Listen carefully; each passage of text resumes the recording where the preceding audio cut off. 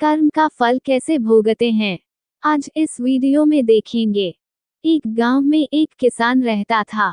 उसके परिवार में उसकी पत्नी और एक लड़का था। कुछ सालों के बाद पत्नी की मृत्यु हो गई। उस समय लड़के की उम्र 10 साल थी।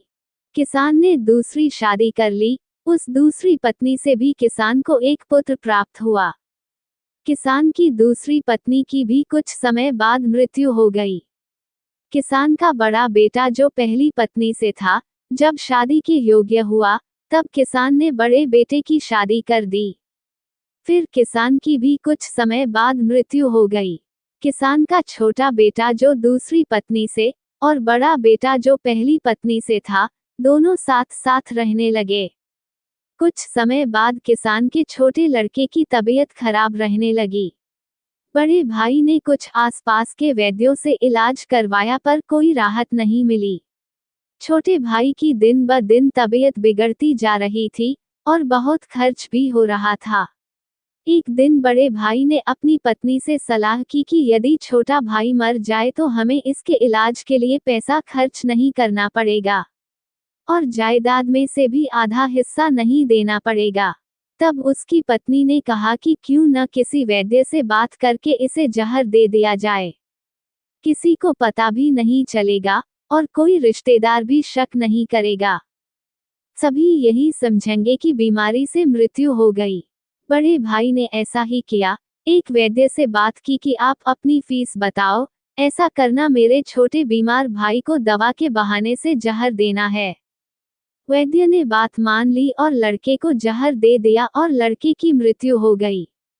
उसके भाई भाभी ने खुशी मनाई कि रास्ते का कांटा निकल गया। अब सारी संपत्ति हमारी हो गई।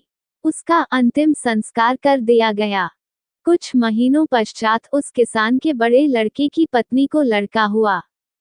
उन पति पत्नी ने खूब खुशी मनाई, बड़े ही लाड़ प्यार से लड़के की परवरिश की। कुछ महीने साल बीतने के बाद लड़का जवान हो गया। उन्होंने अपने लड़के की भी शादी कर दी। शादी के कुछ समय बाद अचानक लड़का बीमार रहने लगा। माँ बाप ने उसके इलाज के लिए बहुत वैद्यों से इलाज करवाया। जिसने जितना पैसा मांगा दिया, सब कुछ दिया ताकि लड़का ठीक हो जाए। अपने लड़के के इलाज में अपनी आधी संपत्ति तक बेच दी पर लड़का बीमारी के कारण मरने की कगार पर आ गया।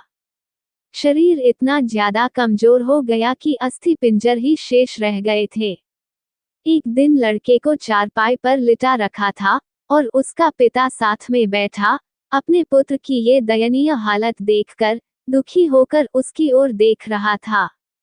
तभी लड़का अपने पिता से बोला कि भाई, अपना सब हिसाब हो गया, बस अब कफन और लकड़ी का हिसाब बाकी है, उसकी तैयारी कर लो। ये सुनकर उसके पिता ने सोचा कि लड़के का दिमाग काम नहीं कर रहा है और बोला, बेटा मैं तेरा बाप हूँ, भाई नहीं।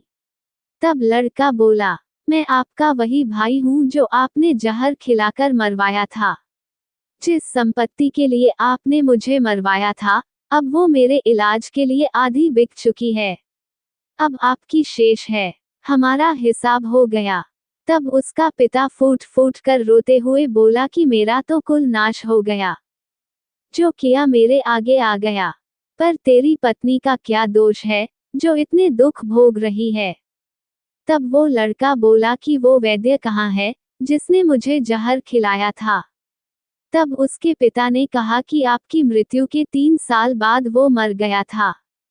तब लड़के ने कहा कि ये वही दुष्ट वैद्य आज मेरी पत्नी रूप में है, मेरे मरने पर इसे अब दुखों का सामना करना पड़ेगा। दोस्तों, हमारा जीवन भी उतार चढ़ाव से भरा है, इसके पीछे हमारे अपने ही कर्म होते हैं। हम जैसा बोएंगे वैसा ही काटना पड़ेगा। कर्म करो तो फल मिलता है, आज नहीं तो कल मिलता है। जितना गहरा अधिक हो कुआं, उतना मीठा जल मिलता है।